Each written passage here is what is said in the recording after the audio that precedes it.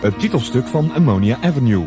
Van de LP werd Don't Answer Me op single uitgebracht. Hij bereikte de 7e plaats in de Nederlandse hitparade in april 1984. Het was een natuurgetrouwe kopie van The Wall of Sound, een manier van opnemen die in het begin van de jaren 60 werd uitgevonden door Phil Spector. Alan Parsons vertelt in Abbey Road Studios in Londen of het toeval was of opzet. It became intentional. I think when we first recorded the track, we had no idea at all.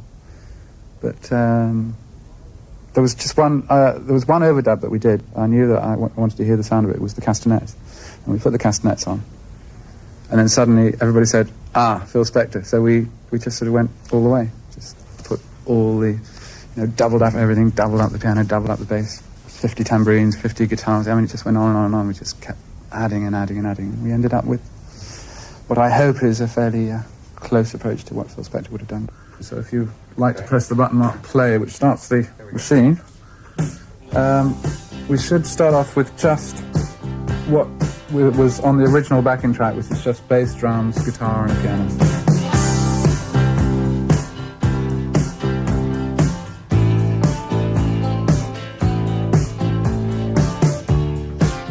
So, I mean, that actually represents several hours of work in itself, just getting the guys to learn the tune and stuff. When that's done, then we would have added a few more things. Let's see if I can find some other things here. There'd been another drum kit, doing a slightly different rhythm to emphasize the offbeat. Some acoustic guitars, if I bring those in.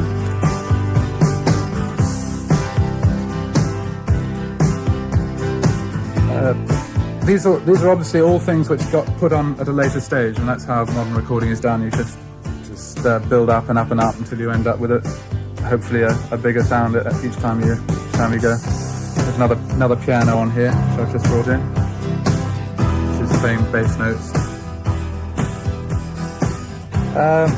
Now, when it got to about this stage, I would guess it's about the time that we started to think about percussion, and then the second that the percussion started, we started to think, this is beginning to sound like the crystals or the ronettes or something.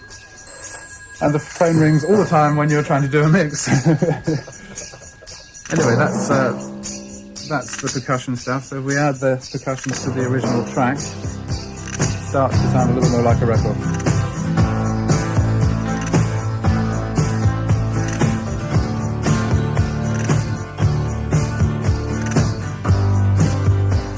No Phil Spector record would be complete without the Phil Spector echo, so I'll start introducing echo on everything now.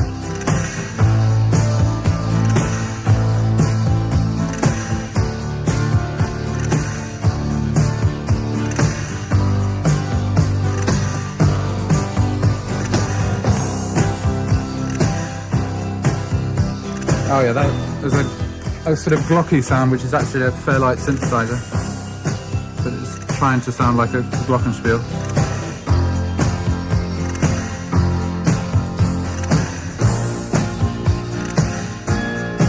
There it is. And the sax solo comes in here, I think, in a moment.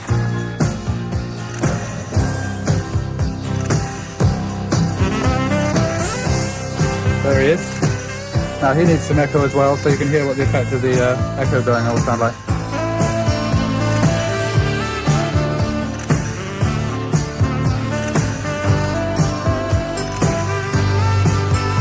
Oh, there's 2 guitars I haven't brought in here. I'll bring those in now. And a clarinet. And a string sound as well. And then, of course, we can introduce the vocals to go out on. 2 tracks of vocals.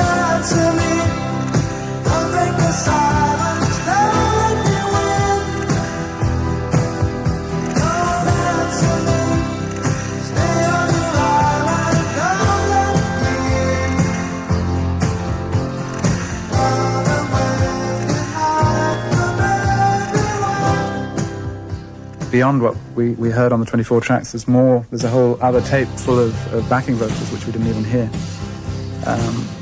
But, like I said, with Phil Spector just added and added and added and put more echo on everything until it created that sound. And that's really, we just did what he did.